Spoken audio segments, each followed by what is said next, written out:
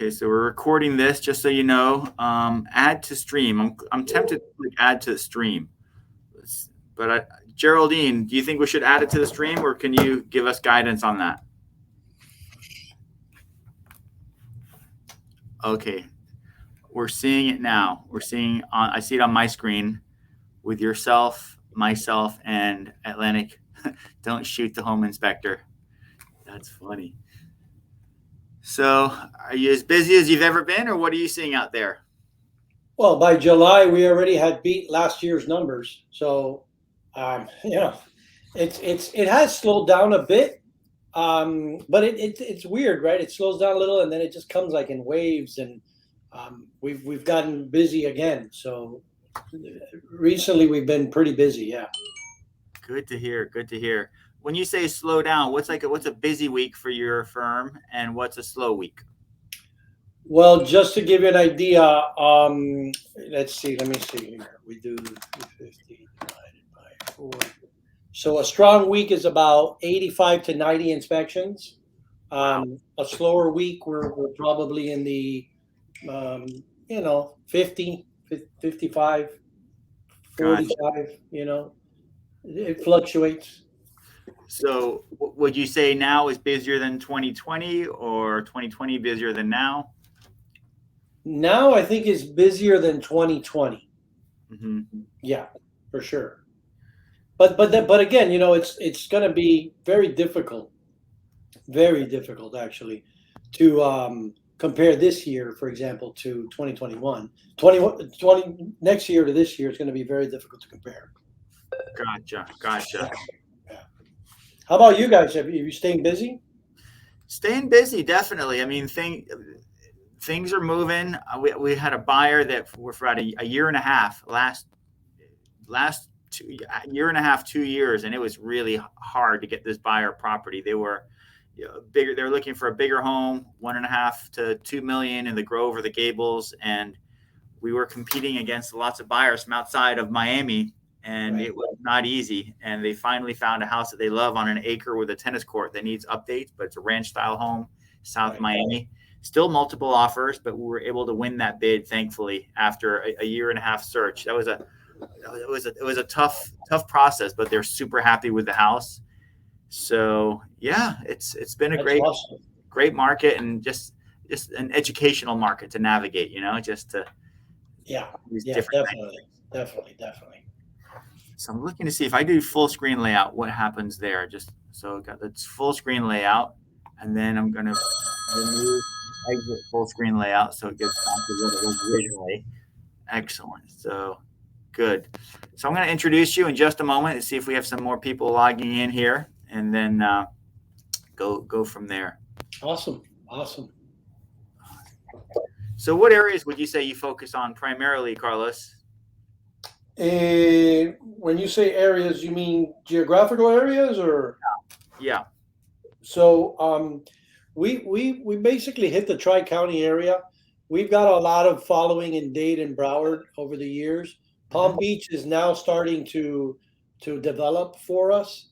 That, as you know, that takes time. It takes time and energy, and we were actually we. It's funny because right before COVID hit, we had hired our marketing rep for Palm Beach County, and we were really rolling it out. And then COVID hit, and that just ended like abruptly. And we haven't been able to start that up again. But we have gotten a little bit of momentum over there, but not as much as we would have hoped for. Understood. Understood.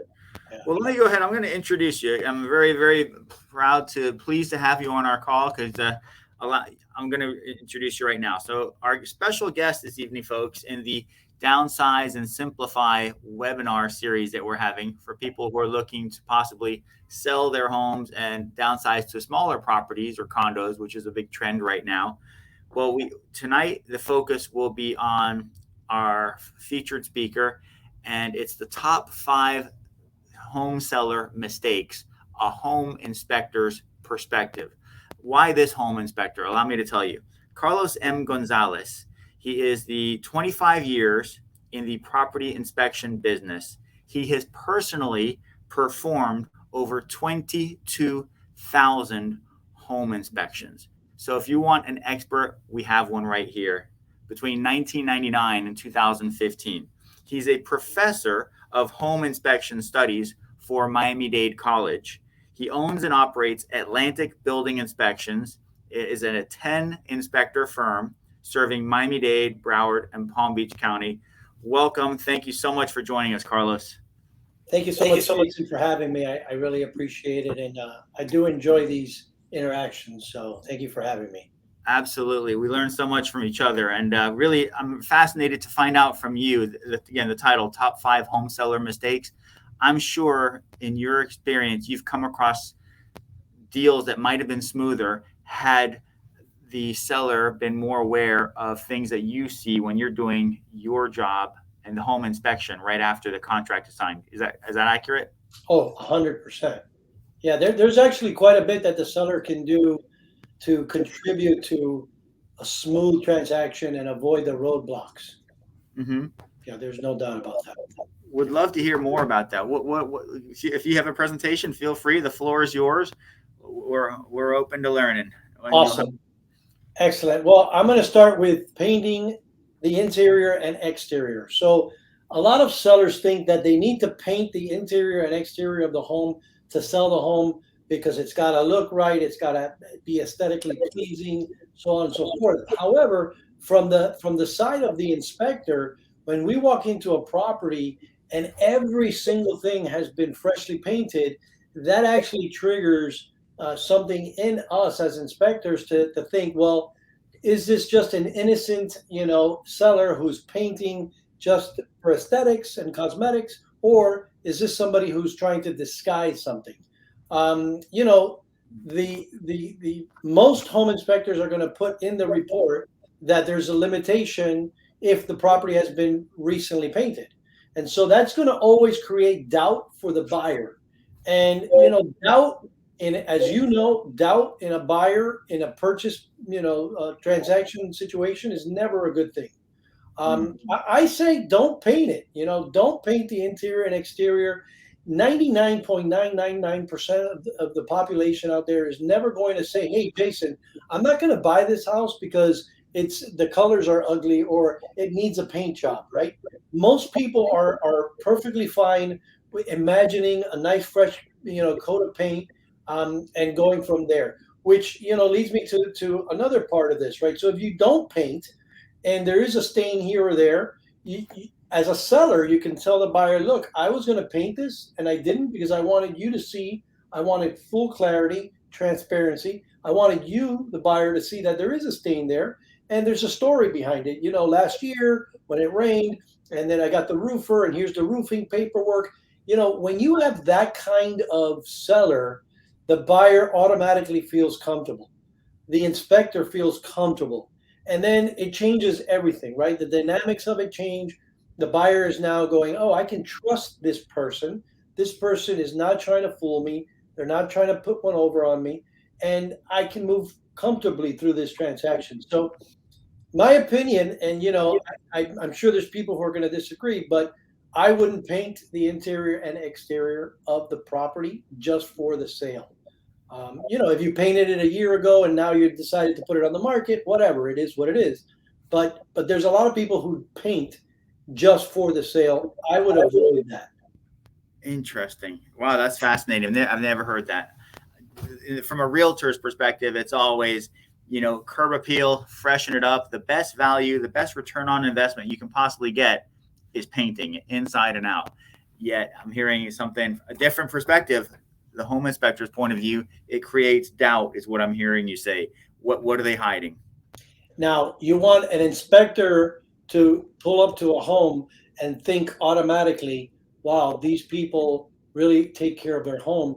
A very nicely manicured landscaping really does the job for the inspector," because now the thought is still there. They're detailed. They care about their home. They spend time on the home.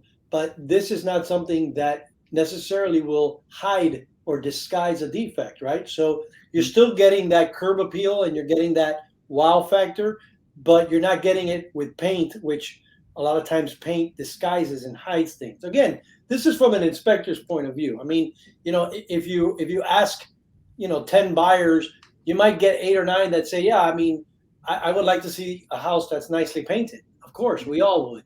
But from an inspection point of view, someone who's nervous about, the property, painting is always something that we automatically think, could they be hiding something? So that's So that. look, thank you for that. I've never heard that, which is really great. After 20 years, you're always learning new things. So what could be hidden? Is it a roof leak that might be hidden? What could be? Is it what is your impression of what is being hidden when there's fresh paint? So we've had a lot of cases, unfortunately, where people are deceitful, and they're not honest, and they paint. And the reason they paint is they're hiding water stains, roof leaks, pipe leaks. Mold is a big one.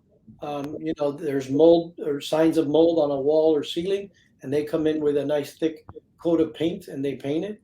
Termite evidence sometimes, that when they paint the exterior eaves, you can see they've puttied it and they paint it. They're trying to hide the fact that there's termites, eating the home. So there's quite a bit of things that you can hide, with paint. And so that's what scares us as inspectors, that we're going to come in, we're going to do our inspection, we're going to miss something. The buyer's going to move in, and a month later, when it starts raining again, there's the water stain popping through the paint, and they're going to call you guys and then us and say, hey, there's a roof leak and you guys missed it. And it's not so much that we missed it, but it was hidden. We really couldn't see it. So that's the kind of thing we're looking out for. Gotcha. So what would you say when you see that on the inspection report? What's it going to look like when you write up your report, when you see the paint and you have your suspicions? We have a limitation at the bottom of our interior page that says, the property ceiling walls have been recently painted. This could be disguising defects. Please, ask the seller for any known defects or things like that. Something to just say, hey, you know what? They just painted this thing, and really, we can't really see much further than the paint. So, understood. Gotcha. Yeah. Well, that's very, very educational. Appreciate that. All right. So number 2, I'm going to go with lying about anything. Lying about anything. And why do I say it like that? Because there's a lot of people who think that if it's a small little, what they call a white lie or whatever, it's not a big deal. But any little tiny lie that you as a seller, put out there, especially if the buyer figures it out, and it could be tiny, you're going to plant that seed of doubt. Now the buyer's going to think, what else is Mr. and Mrs. Jones lying to me about? What else are they hiding? What really happened, or what's really going on here? And again, you never want to create that situation. I had an inspection.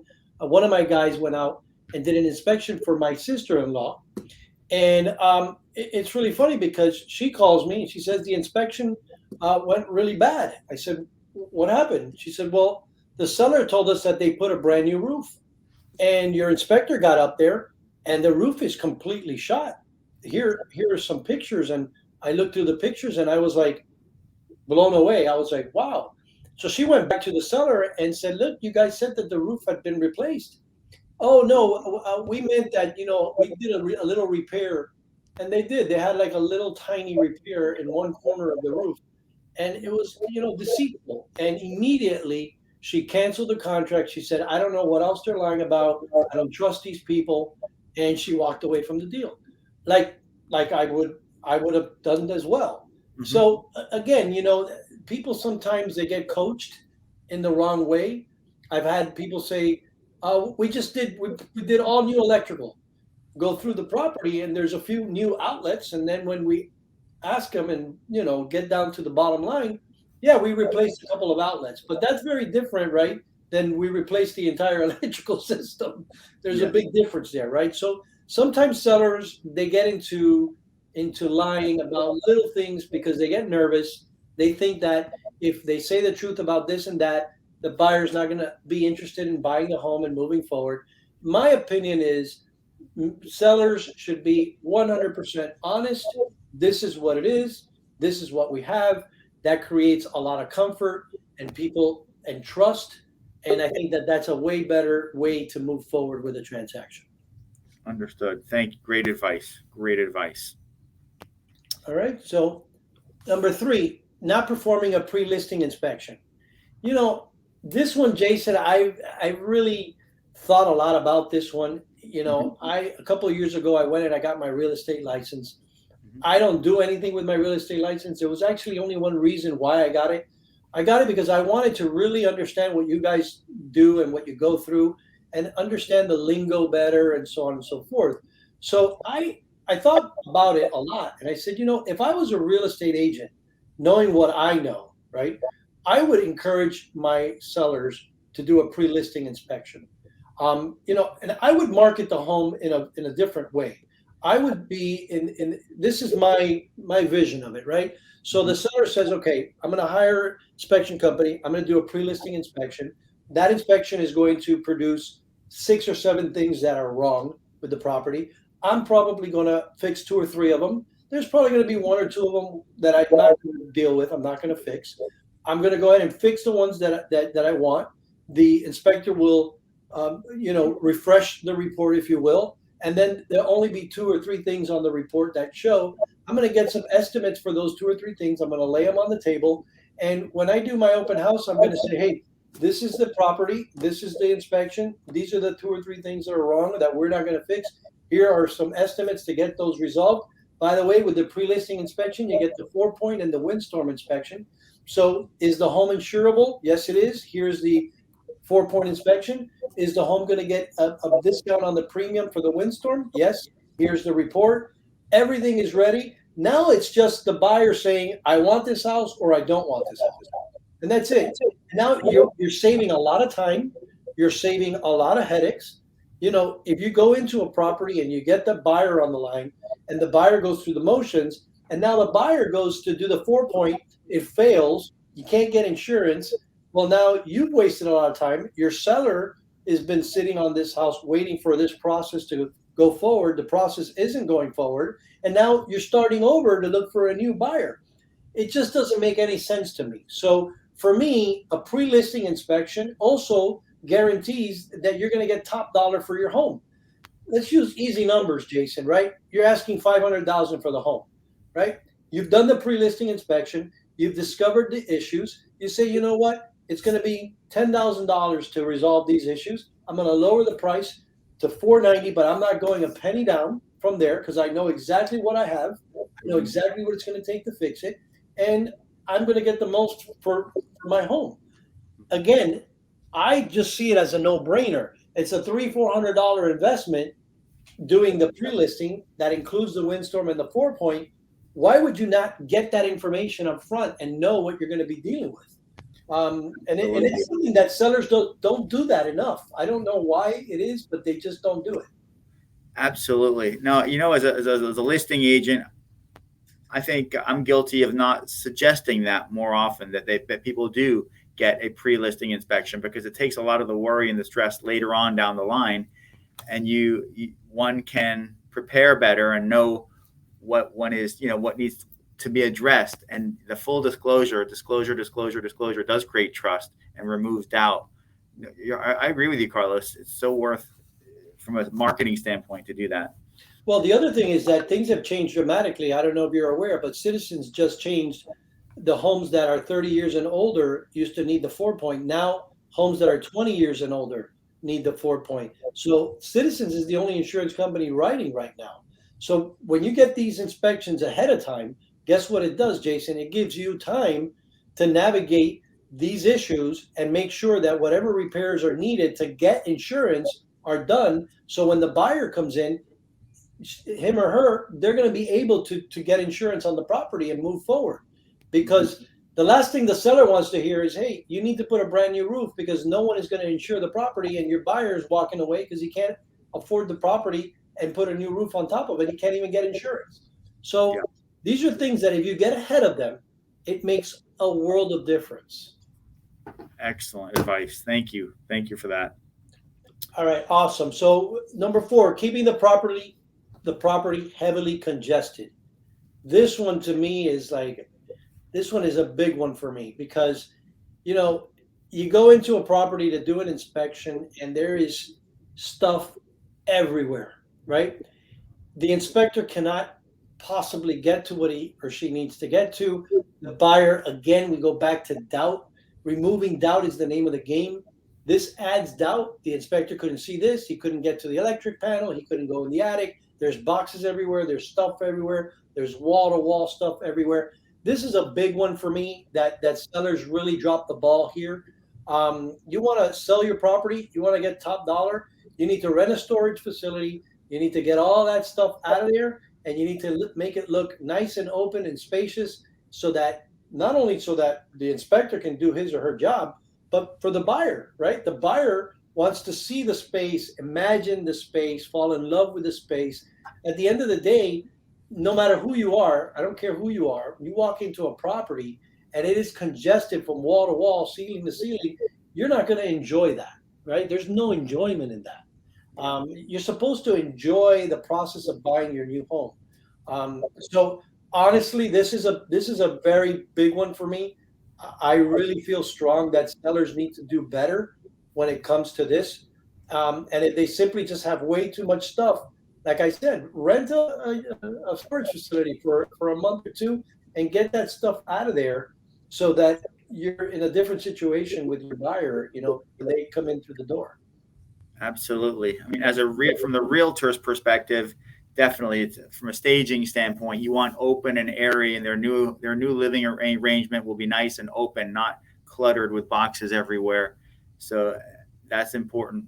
Worst case scenario, if people aren't able to move the furniture, we recommend that just put everything in the garage. If there is a garage, put it all into one room, one guest room or something, but not strewn throughout the house.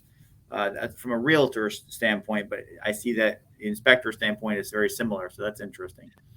Actually, that matches well, right? If you have no choice, put it all in one area, one room, and then the inspector is going to disclaim that one room, but that's still way better than the inspector disclaiming here, there, here, and all over the place, right? So I agree. I think it's better to have it all in one area, for sure. Absolutely. And we also match the realtor versus the home inspector. We match in terms of the landscaping, the curb appeal, that first impression, where there's a little bit of a disconnect is in the painting, which I never thought about that before. That painting is a watch out. What are you hiding? So that's definitely educational. Yeah. So I'm hearing you say that painting a year before better than a week or a month before. Because what happens is the inspector can tell if it's just been painted. No matter how good a job the painters do, there's little details. When I walk around a property, I know if it's just been painted or if it's been painted, within a reasonable amount of time, a year, 6 months, a year and a half. But a lot of these sellers, they paint the property literally a week or two before the inspection, and the inspector knows that. We know that. Interesting. There's a question here from the audience. Yes. Phil asks, does changing the electrical mean changing all the outlets or the wiring also? All right. So that's a good question, right? Whenever someone says we've replaced the electrical or we've changed the electrical system, it starts with your incoming.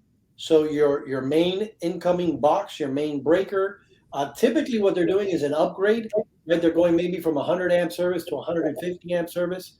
At that point, when they pull that permit, Jason, what's going to happen is they're going to require brand new main panel, brand new main breaker, brand new wires, grounding of the electrical system. So they're going to need the 2 ground rods and the water connection. And then coming into the house, it depends. The wiring doesn't necessarily need to be completely changed. It depends on how old that wiring is. Updated outlets, GFCIs in the bathrooms, in the kitchens, arc fault detectors in the bedrooms. These are all the modern day stuff. So when someone says to me as a consumer, I'm buying a home, and they look at me and they say, we've got all new electrical, that's what I'm thinking, right? So no, just changing some outlets is not really new electrical. It's a few new outlets, right? If I was to change one electrical panel that's older to a newer one, I can say I upgraded the sub panel or I upgraded the main panel. But when you use the words, we upgraded the entire electrical system, that is a whole different thing. How much would something like that cost, in your opinion, to upgrade the whole electrical system, quote unquote, on a $500 or $1 million house? What are you talking about? It's the money if the house isn't the right, I guess, parameter. I would say by square footage. So let's say 1,500 square foot, 3 bedroom, 2 bathroom, typical upgrade of the electrical service is going to be about 1,800 plus panel plus. Let's say you're going to do wiring. You're probably looking at about 15,000. But again, almost I would say most of the time, Jason, that's not going to be what needs to happen, right? What needs to happen is probably the electrical panel needs to be updated because it's 20, 25, 30 years old. You put in a new main panel, that's going to be about $1,800, right? A lot of times these older homes, the system isn't grounded. So you're going to need to ground the system. That's $400 or $500. So it's really, to actually, for us to come in and say, hey, you need brand new electrical, everything, it's got to be in pretty bad shape. Gotcha. What about, we had an inspection report today speaking about double taps, removing double taps. What would something like that cost? Right. So that's going to depend, right? So, and let me just back up a minute so the audience knows. A double tap is when one single pole breaker has 2 wires coming in. That's illegal. It's not allowed. There are breakers that are labeled for 2 poles that can have 2 wires. So a double tap is 1 breaker, 1 pole with 2 wires. Now, if the panel has space for additional breakers, Jason, it's a very easy fix, right? You buy a new breaker, you pop it in, you take 1 wire out of that one and you stick it in the other one. You're done. If you've got a panel that has no space, there's still an option where you can take a thicker breaker and you can buy 2 skinny breakers in its place. So that might be the fix. The last resort would be to replace the panel with one that has more room for more breakers. That would be the more expensive way. So the first way is going to be $300-400. Second way is going to be $300-400. The last way might be $1,500 to replace the whole panel with a bigger panel that has more room for more breakers. So that's kind of your guide. The inspector, when we put on our report, we'll put double tap with space, double tap without space. That then is going to carry 2 different repair costs. Sometimes you'll see it lower when there is space, and sometimes you'll see it higher when there is no space. Okay. Understood. Thank you for that clarification. Absolutely. All right. So lastly, number 5, the big number 5. I think it's a mistake for the seller not to be present for the inspection.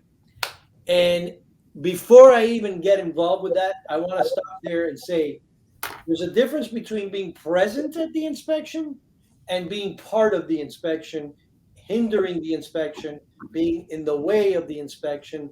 That is not what I'm recommending. What I am recommending is that the seller be present, upstairs, working on the computer, in the kitchen, doing their thing, watching TV in one of the rooms, whatever the case may be. And so why do I say that? As an inspector, if I walk into a property and I can't get the dishwasher running, and there's no seller, I'm going to put that the dishwasher is not running because I have no other choice. If the seller is there, I'm going to take the time and I'm going to go, hey, Mr. Seller, hi, how are you? Is there a trick to this dishwasher? Is there something I'm missing? A lot of times the seller is going to pop up and go, yeah, come here, let me show you. This is how you turn it on. This is how it works. Oh, great. One less thing I have to put on the report. One less thing for the buyer to be concerned about and worried about. And by the way, this happens a lot with hot tubs, dishwashers, washing machines, ranges, stoves, ovens, microwaves, you name it. And these things happen. If the seller is there, right? Number 2, I can have a conversation with the seller as the inspector. Hi, Mr. Seller, how long have you lived here? I've lived here for 40 years. Now I know this guy knows some things about the house, right? Oh, so the roof, it says here the roof was replaced 10 years ago. Yes, it was. I remember clearly. We replaced it 10 years ago. Did you have any problems when it was replaced? Was there any damaged wood back then?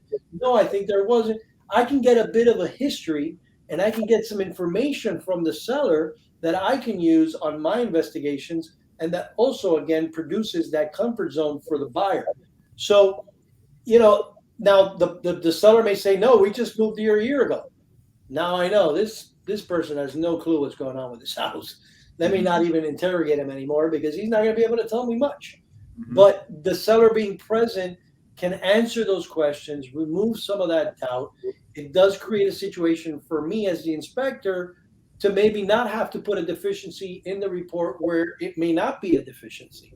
So, and again, I've had sellers where I turn the dishwasher on, I let everybody know that I'm turning it on, and he or she will come behind me and turn it off. And then I'll do it again, and then they'll do it again. And then I'll lower the AC, and then they'll put the AC up. And then I'll lower the. That's not what I'm talking about. Again, somebody who's there, who owns the property, who's staying out of the way, that I, the inspector, can go grab him or her if I need them. That is something that I do recommend. Interesting. I came across a situation one time where an inspector was not allowed to walk on the roof just because they were fearful that the inspector would damage the roof tiles. Any thoughts on that? Well, we as inspectors, Jason, we're trained, for that purpose, to get on the roof correctly, to learn how to walk on the roof, and we do just that. We actually wear specific shoes that allow us to walk on the roof without cracking the tile. Now, does that mean that I've never cracked a tile on a roof? I'm sure I have.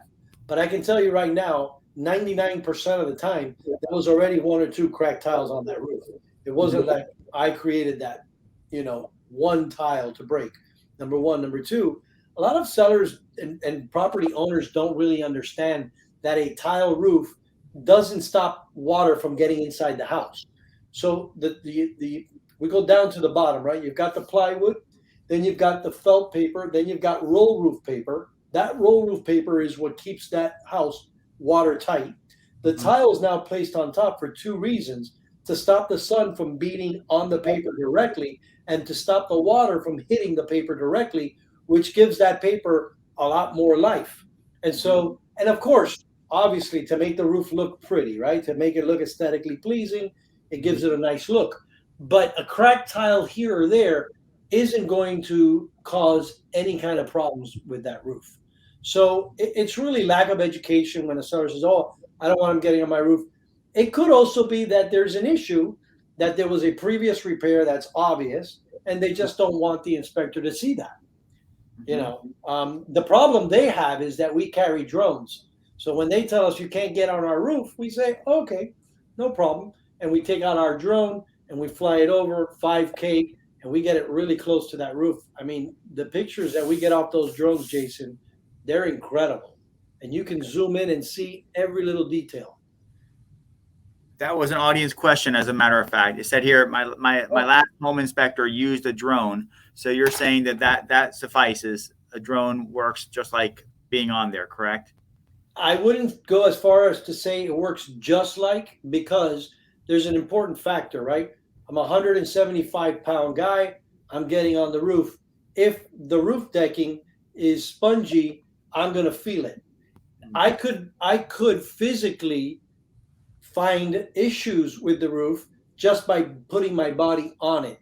Okay. So that's always going to be the best case scenario. But if you do have a seller that says, "You're not getting on my roof," the drone is a very, very close second to getting physically on the roof. And so I don't recommend it if you can physically get on the roof, but if you can't, I think it's a wonderful tool to use, and we do use them. Good to know. Good to know. Yeah. Excellent question. Excellent question there. Appreciate it.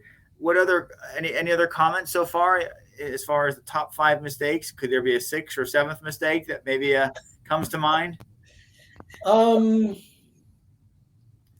I mean, this 5 could turn into 6 or 7 here, because, getting out of the way of the inspector is good advice for the seller, for the seller's agent, for the buyer's agent. Let the inspector do his or her job. Don't rush the inspector. Anybody in the transaction during the inspection who tries to rush the inspector is going to create the opposite effect. This is something that I've been preaching to the real estate community for a long, long time. Realtor comes up to me, I'm 10, 15 minutes in. Realtor says, "How long are you going to be?" "I'm going to be a couple hours, 2, 3 hours. It's a big home." "Oh, well, I only allocated an hour." I said, "Well, how long have you been a realtor?" "Oh, for 10 years.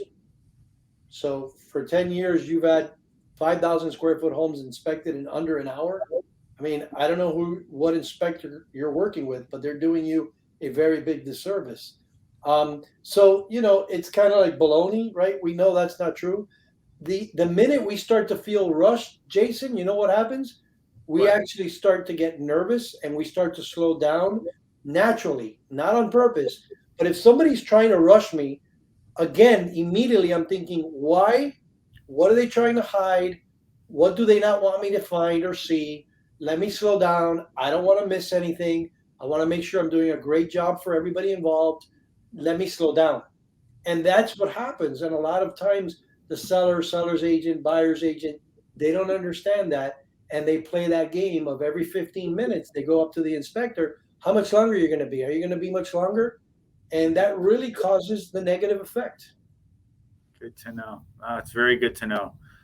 I can see why you don't want your inspector getting nervous or anxious. That's the last thing you want if you're a seller or a buyer for that matter. You want them to be calmly going through methodically, systematically going through the house without stress, right? Right. Yes. Makes sense. And so a smooth transaction for the inspector is we walk in, we say hello, we get to know everybody a few minutes. I'll ask the buyer, is there anything specifically you're worried about? Then I'll ask the seller, do I have access to everything? Can I walk around? Do I have your permission to go through the home? Yes. The seller could say, do you want me to turn lights on or open anything or have anything ready for you? And then I would say, if you could lower the AC so that it's running while I start my inspection, that would be great. And the seller answers, absolutely, I'll take care of that for you right now. I feel comfortable already. I feel, okay, this is going to be a nice afternoon. We're going to do a nice inspection. We're going to get through. If I need something, I know I can ask. I'm not going to be barked at or screamed at or pushed out of the way. Listen, I get it because I'm a homeowner and I've had people in my home working or doing things, and it's uncomfortable to have somebody poking through your closets and going through your things. But at the same time, it is part of the process, and it's something that absolutely has to occur for the sale to be able to go through. So why not make it a pleasant experience, right? Why not make it a comfortable experience for everybody involved? I think that's a much smoother transaction. Absolutely. So yeah, if anyone watching, if you have any questions, please feel free to put them in the chat, and we'll voice those over to Carlos Gonzalez, the president of Atlantic Building Inspections. And while we're waiting for any questions, have you dealt with homes that you thought, wow, what are the big watch outs for you in terms of a home's condition that you think, wow, this is going to be a very costly home to correct or to fix? If I were the buyer, I wouldn't buy this type of thing. What kind of things if there's anything that would be a red flag for you as an inspector? Yeah, go ahead. Yeah. I would start always in order. The order is always the roof. Everyone, buyer, seller, agents, the biggest worry and concern is always the roof. And it's because it's an expensive system. It's also a system that isn't sometimes obvious, right? You could have a water leak at home right now, Jason, and you may not even know it, right? Because the water's dripping into your attic. You haven't really seen any signs of it, but there it is hiding, causing, chaos without you really even seeing it or knowing about it. So that makes people nervous. The fact that a roof today, could be 12,000, 20,000, 30,000, depending on the size of the house and the type of roof. So that number one is the roof condition, right? What's the condition of the roof? How much life is left? What can I expect from my roof? When am I going to need to replace it? Do I have time to budget for that roof? Those are the questions that start, that I think are at the top. From there, you've got a structural condition, right? Let's say you've got a house that's sinking, or you've got a house that has a part of the house that's moving down. The foundation is shifting. These are big problems, Jason, that a lot of times are going to require big dollars, right? You got spalling, which is a structural issue where the poured sections of the concrete have the steel in it. The steel is corroding. It's pushing away. There's cracks. That's $300-400 every 12 inches to fix. A sinking house, you've got to do pressure grouting, right? You got to drill outside. You got to hit bedrock, pump hydraulic cement, stabilize the foundation. Those are big deals, right? So those are the kind of things that, would really impact, a buyer. I always say there's maybe 3 or 4 things that would cause me personally to walk away from a house. Not much more than that, because I'm not really scared of the other stuff or worried about the other stuff. Another one is the polybutylene pipes. Let me say it again. It's kind of a funny word. Polybutylene pipes. Mhm. Those are those gray pipes, China pipes that burst and have had all kinds of class action lawsuits against them. You cannot get insurance with those pipes. 1985 to 1997, those are the years where those pipes are prevalent. And if we go in and we find those pipes, insurance, you're probably not going to be able to get insurance on the property and therefore cause a major roadblock to getting the home, through the insurance process. So, yeah, somebody I think asked, oh, just to answer, okay. I think somebody had a question where they wanted to use the mic. Yes, Phil. Go ahead, Phil. Hi, yes, Carlos, thanks for sharing your knowledge. Like Jason said, it's very interesting to hear your perspective.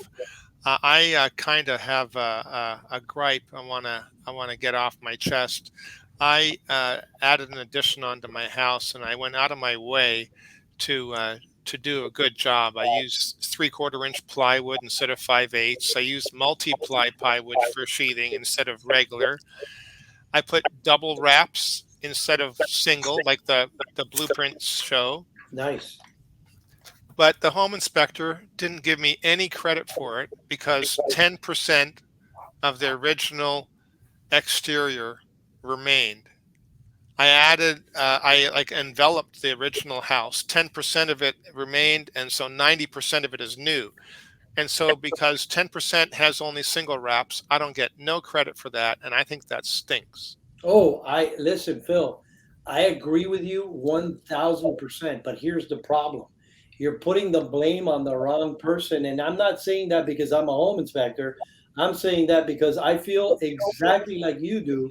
The problem is the Office of Insurance Regulation of the state of Florida designed a windstorm form of 4 pages, which is the one that's being used today, the WinMit form 1802. And here's the problem with that form: the question reads, what is the weakest form of roof to wall connection on the property? So when I go out as an inspector and there's 13 single wraps or 13 rafters that have no attachment, and then the rest of the house, like you said, 90% of it has this beautiful double strap, the Office of Insurance Regulations question is posed in a way where I have to say the weakest form of attachment is these trusses or rafters that don't have anything or have a nail or have one strap. And listen, we can go round and round with this thing forever. And I agree. I agree with you. I think it's ridiculous. I think 90% of the house has a double strap and you've got a small section. And so their answer to this is always that you're only as strong as your weakest link. So it's like taking a heavy duty chain and tying your bicycle to it and then putting in one of those luggage locks to lock it in place, right? And that's the way they describe it. That, in other words, what difference does it make if you've got all these double straps if you've got 10% of the house with this weakness that if a storm comes, that's where it's going to fail from, and then you're going to have damage anyway. So this is an argument that many people, people with a lot more intelligence than I have tried to argue with the Office of Insurance Regulation and have lost. And we face this constantly because what happens is the consumer blames us, thinking the inspector did this and the inspector, and we have no choice. We have to answer the question as posed by the Office of Insurance Regulation. So, but I agree with you. It's terrible. Excellent feedback. Appreciate that. Question is any other question, Phil, or anyone else online here? Yeah, let me ask about my metal roof. I have a 16-inch standing seam, Okay. and they only put that that's good for 30 years, and that's not true. Not true at all. The- No, the- those metal roofs right now, the lifespan of those roofs are going anywhere between 50 and 70 years. Wow. So how come my home inspector put 30? Well, maybe, and put it, where did he put it though? That's what it's important. Did he put it on the 4-point inspection or on the home inspection?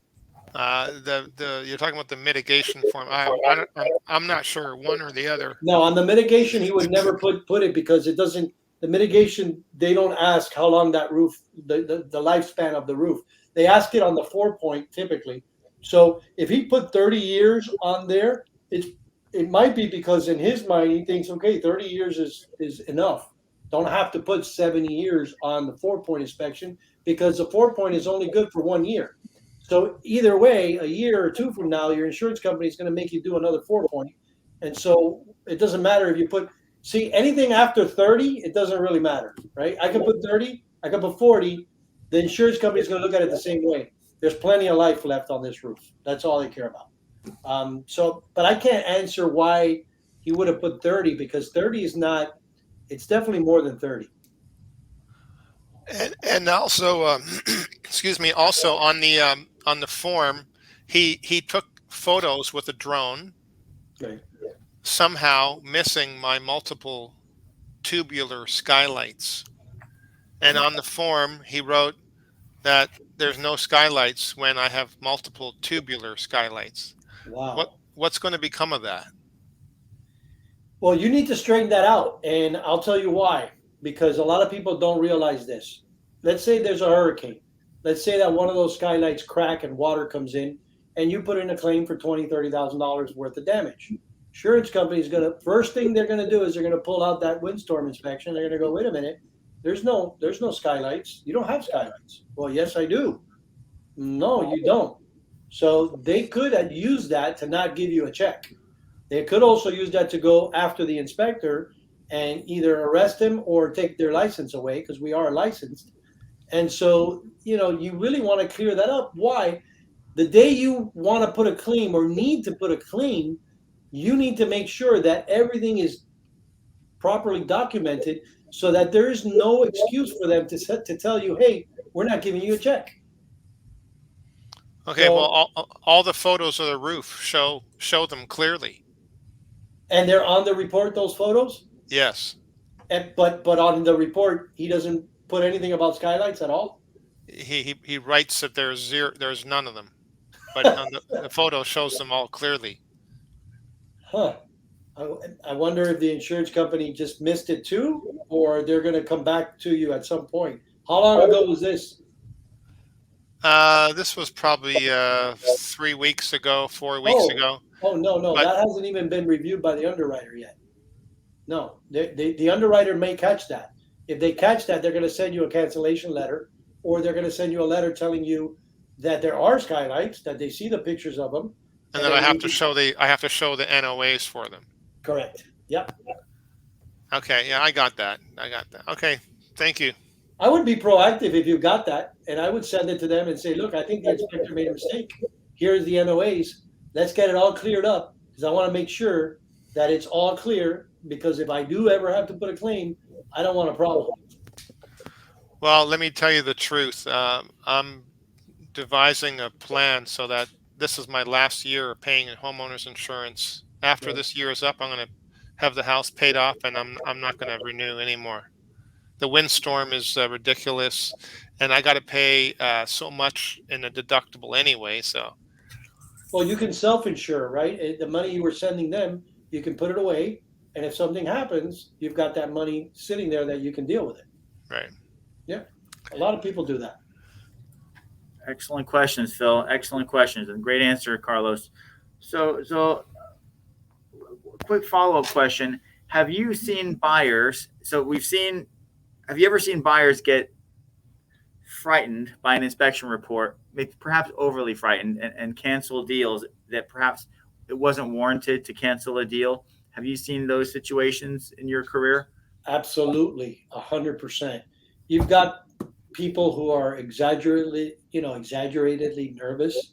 You've got people who take a little thing and turn it into a big thing. They do that in their lives, right? Period. So that transfers over to any kind of purchase, especially a big purchase like this.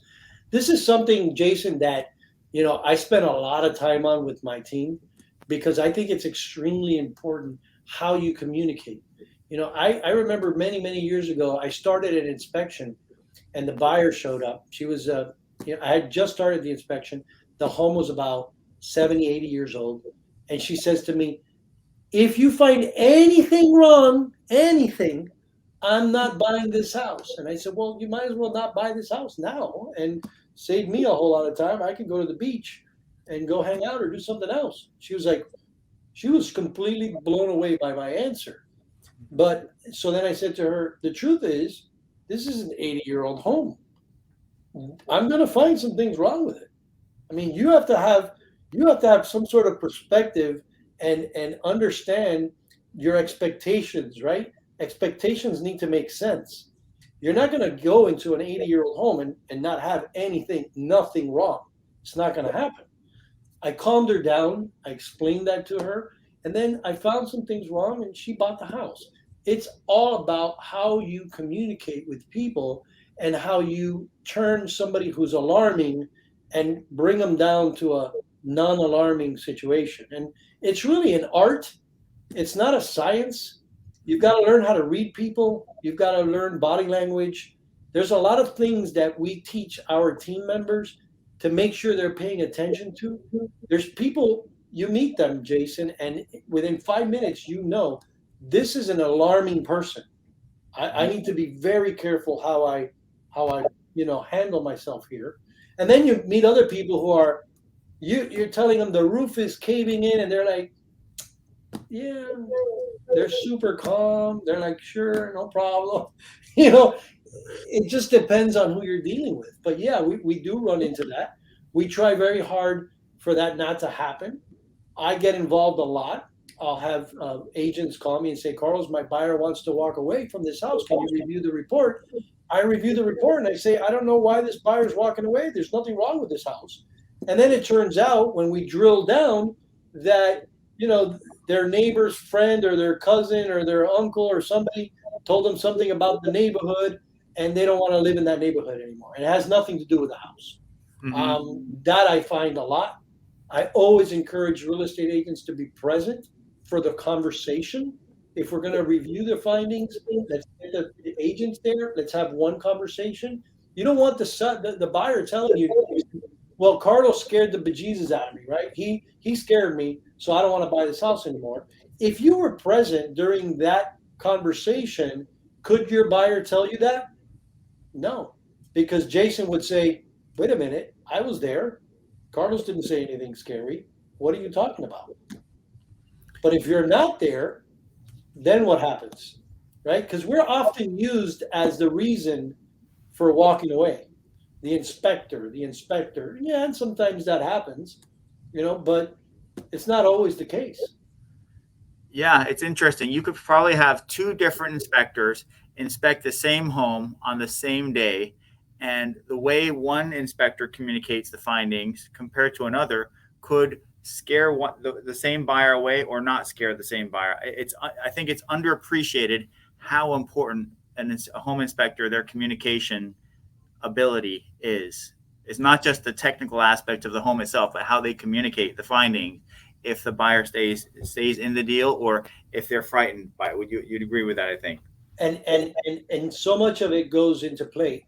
The inspector's body language, the facial expressions of the inspector, mm-hmm. the fact that the inspector is pointing out some good things about the home and then giving some information about the home that may not be so positive. But now you're putting the buyer in that yin and yang, right? There's some good and there's some bad and there's some bad and there's some good. That's kind of where you want. But if I go in there and all I do is just trash the place and just talk about all the negatives, then that person is going to walk away with so much weight on their shoulders of how negative this property is that mm-hmm. they're immediately going to go to the place where their instinct is to run away. I'm going to run away from this house. Mm-hmm.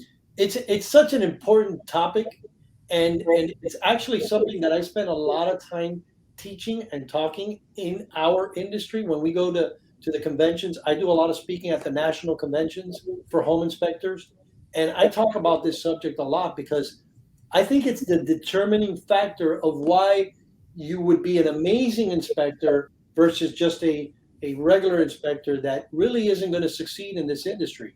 If you're exaggerating or if you're being very alarming, it's not going to work well for you as an inspector.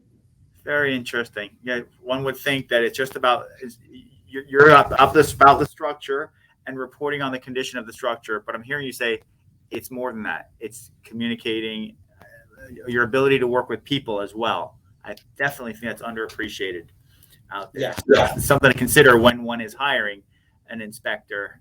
Sure. I imagine. Yeah. And we have a question here. What does a home inspector have to say about outbuildings, which are apart from the main home, that is on the 4-point inspection? That really depends. If the property owner is planning on insuring that outhouse, we have to include it in the 4-point. If they're not going to insure it and they make us aware of that as inspectors, we can leave it out. But we do have to take a picture and let the insurance company know that it's there, but it's not going to be part of the insurance policy. So that's basically how it gets handled. There are underwriters that want to insure every structure on the property, and they're going to force us to do an inspection on everything. I think Citizens is one of those, and they're the only ones writing right now. So you're probably going to have to include it, and it's probably going to have to be inspected. Okay, excellent question right there. Excellent. So yeah, that was the next question. How can we help you, Carlos? And you're saying how can we help you, audience? So how can I help you guys? Right, we can do your pre-listing inspections. We dedicate ourselves to full home, townhome, condo, commercial. We do pool inspections, seawall, boat, lift, dock, mold, termite, mold protocol, windstorm, 4-point. We pretty much can handle anything with the word property inspection in it. And have been doing it, like you said, since the 90s. Been doing this a long time. 15,000 was it that I read? 15,000? 22,000 home inspections myself. Unbelievable. I'm sure you've seen some interest. I've got to ask, what's a story that comes to mind out of 22, some unexpected findings in a home inspection that you're allowed to share on this little webinar of ours? I'll tell you one of the most eye-opening and strange and sad at the same time. I used to do a lot of inspections on Miami Beach when I first started in my career, and we used to do a lot of these 4 and 6 and 8-plex buildings that are in the Normandy and that area over there. And I remember clear as day going under a building, and from a distance I can see a drop in the soil, pretty significant drop, and I'm thinking, what's going on over there? Why is there such a drop? So as I crawl, closer, I get a chance to see down, and when I see down, there's a bed, there's a book stand, there's an extension cord, there's a few things. There was actually somebody living underneath the building, and I was just like blown away. I mean, it was such an impact. Jason, this was probably 21 years ago, and I remember it like it was yesterday. It was so shocking to think somebody's actually living under this building. It was sad too, obviously at the end, and the person that was living there wasn't there at the time, just their things, right? But I don't know. That's I'll never forget that. I'll never forget it. Definitely an enduring impression right there. Yeah. Question: mold, Chinese drywall. Do you still hear a lot about mold? Chinese, mold, Chinese mold, drywall. Yeah, mold definitely. Mold is everywhere, and most molds are fine. They're not a big deal. But a lot of folks want the mold testing. They want to know what they're breathing. Sometimes there's signs of mold on the wall or in the ceilings. That's very popular and common, and we do a lot of that. Chinese drywall has really dried up. There was only a window, of time where that was, that material was being used. That's really faded out. We've done maybe this year, maybe 2 or 3 Chinese drywalls, but they came back negative. We haven't found actual Chinese drywall in quite a while. Mm-hmm. Yeah. If you were to estimate what percentage of out of 100 inspections, how many will you see signs of mold? What would you say? Wow, that's a great question. And I honestly, I would say about 50 to 60%. Really? Yeah, 50 to because you're going to see it somewhere, right? You're going to see it next to a register on the AC. You're going to see it, by a window that's been leaking. You might see it in the attic where there was a leak before, and now there's just water sitting in the insulation. I mean, water is very popular, and water is the main ingredient for mold. Mhm. So we actually see signs of mold pretty often. So question.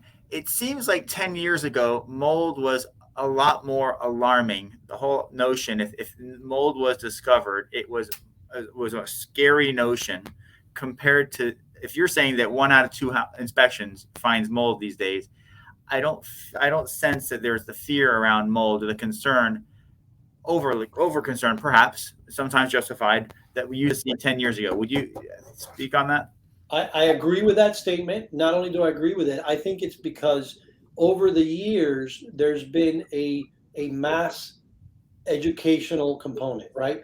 People, consumers have gotten smarter. They've learned about mold instead of running away. Oh my God, I'm freaking out. I'm scared. Wait a minute. What is mold? What does it do? Well, how could it affect me? How could it not affect me? And then there's some bullet points with mold that are very, very important that people don't talk about. Number one, there's mold everywhere. Well, you and I are breathing mold right now. There's mold everywhere. If mold didn't exist, we would not be alive. That's number two. Number three, there are millions of species of mold and we really only have information on a couple 100,000. So it is an extremely understudied area of our planet. So to sit here and say, well, mold is bad. No, there's a lot of molds that are actually very good for you and that are actually necessary. So when we do a mold test, we tell people, you're going to come back, the report's going to come back with mold. What do you mean it's going to come back with mold? They start getting nervous. Wait. All reports come back with mold. Every single report that we've ever done has come back with mold. Now they start calming down. Well, what do you mean? Well, anytime we take a sample of air and we send it to a lab, they're going to find mold because there's mold everywhere. The question is, what kind of mold? How much mold? Is it elevated? Is it toxic or is it allergenic? So then you go into the specifics and you say, well, wait a minute. We've got mold in the report, but the levels are acceptable and it's a decent, pretty good mold. We got no issues. We got no problems. Now we've got back a toxic mold in very high quantity, and this type of mold could actually do harm to the human being. Now we're going to have to do some remediation. So I think, Jason, over at the beginning of this mold thing, everything was panic.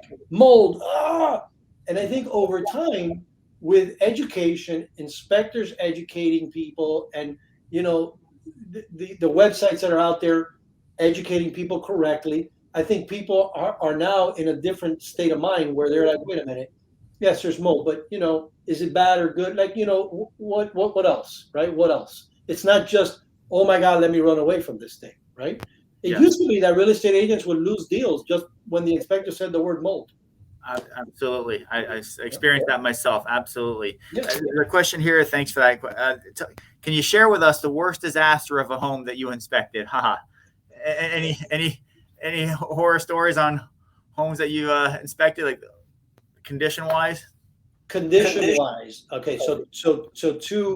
One was it was in such bad shape that I actually called the city because the termite damage on this particular roof system was something, Jason, that I had just never seen in my entire life. And I actually followed that one all the way through. The city came out, had the folks leave. They brought in a structural engineer, and it needed an entire roof system. That roof didn't collapse by the grace of God. It was literally destroyed, but it was still standing. But every piece of wood that I would touch was just sponge. And I made a call, and it turned out to be the right call. It could have been the wrong call, and I could have gotten myself into a situation, but it wound up being a $70,000 problem. And they had to put a brand new roof structure. They had to rip everything out and put a brand new roof structure on the property. So that one was, quite alarming. And then there was another home that I remember we did an inspection, and the spalling was everywhere. It wound up being, it was, I think back then the house was selling for like $350,000, and it wound up having like $150,000 worth of structural spalling issues, which is unsurmountable. I mean, it's insane. And then I had one inspection that comes to mind where I walked in, I walked back out, I put on a mask, and I wound up calling family and children's services on the people, because I won't get into detail, but it was pretty bad. It was really bad, actually, really bad. Wow. Wow. Yeah. So 10 years ago, mold was prevalent. That was the issue, right? The deal breaker issue, if you will. These days, it seems I've seen some pipes. The pipes that are corroding. Can you speak to that for just a moment? And any thoughts, observations on the pipes that lead to the streets from the home? Excellent question, Jason. And yes, that is happening because the homes are finally turning the century. They're getting older. You've got 60, 70, 80-year-old homes that are in more quantity right now. And so we do that, by the way. We have 2 commercial sewer scope cameras. We go in and we videotape the lines, and we mark, and we give people that information. Here's the thing that's happened. One of the shifts that's happened. Insurance companies are, when you buy a home, 2-3 years later, you put a claim in because your pipes are shot. The insurance company comes back and says, well, you had an inspection period. You could have done due diligence. There is videotaping of the pipes. Did you do your due diligence? No, we didn't. Well, we're not going to pay for this. We're not going to give you a check. There's been a lot of that. So what's happened, again, it's through education, right? Consumers have gotten burned big time with this situation, because a lot of times if the home doesn't have a crawl space, then those pipes are embedded into the concrete floor. And so if you have a 2-3 bedroom house and 2-3 bathroom situation, you might actually have to dig a trench through the living room to get to the kitchen, another one this way through the bedroom to get to the bathroom, and you're going to tear up that house. And I've seen $60,000, $70,000 horror stories when it comes to those pipes. So when you're doing an inspection, when you're buying a home, you can do the sewer scope. We videotape the lines, and then we can tell you the condition of those pipes. Now, cast iron pipes don't last longer than 60, 70 years. That's it. So if this house is 75 years old and the pipes are original, chances are good that when we scope those pipes, there's going to be problems. There's going to be issues, right? So, that's something that's getting more and more popular. And you're right. Right now, it's not so much mold that's killing these deals. It's these pipes. But I've got some good news for you, Jason. There is a very successful remedy to these pipes that are older. They can come in and they pressure line the pipes. It's very economical compared to ripping your floors and ripping pipe out and doing all that. The only thing that I will tell you is that not all pipes are going to qualify for that particular remedy. The reason is, if the pipe is too far gone and the walls are too thin, or the pipe is already cracked and collapsed, when they pour this seal in there, they pressurize it so that it expands as much as it can. And if the pipe is already cracked, then that liquid, if you will, is going to seep out, and it's not going to form a complete seal. So not every single home is going to qualify for that.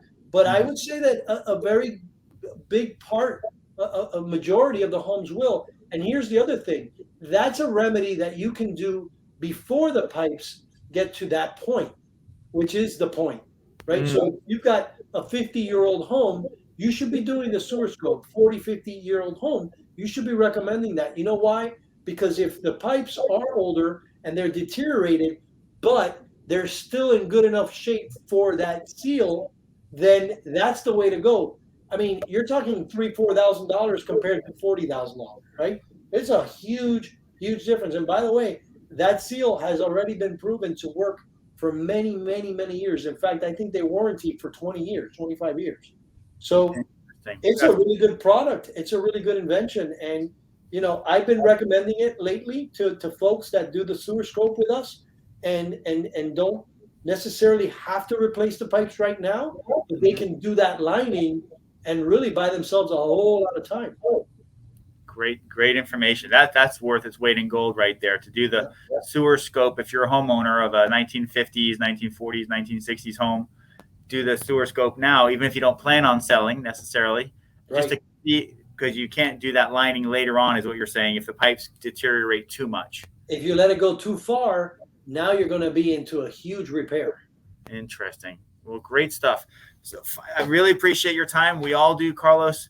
Question, we have your contact information here. Any final points, things that we didn't ask you that perhaps we could have asked you or should have asked you? Oh, come on, Jason. I could be here all night if you ask me that kind of question.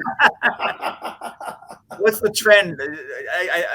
They'll reach out to you if anyone has any questions. Their information is right here, and we really appreciate your time, Carlos. Absolutely. I appreciate being on here. As you can tell, I'm passionate about this. I love talking about all this stuff. So anytime you want to do it, again, we'll do it anytime you want. No problem. Fantastic. And then you'll be able to find this afterwards on YouTube. It'll be the at Showcase Miami. It's YouTube Showcase Miami is our channel. We encourage everyone to subscribe, and you'll see other videos like this from experts such as Carlos talking about the home selling process, home buying process. This is part of our Downsize and Simplify series. So everything here for this series is about when you're about to sell, downsize to a smaller property, some of the issues that we're talking about. Other future ones, we'll talk about staging. We'll talk about people who put up your furniture and take it and pack everything up and put it in your new place. We've talked about other topics so far. We've talked about appraisals. We've talked about tax portability. But this one, Carlos, is very important as well because of the pre-inspection and some of the things to watch out for so that you can have the smoothest possible sale and purchase when you downsize. So great information. Thank you, my friend. Awesome. Thank you. Thank you, guys. Bye, folks.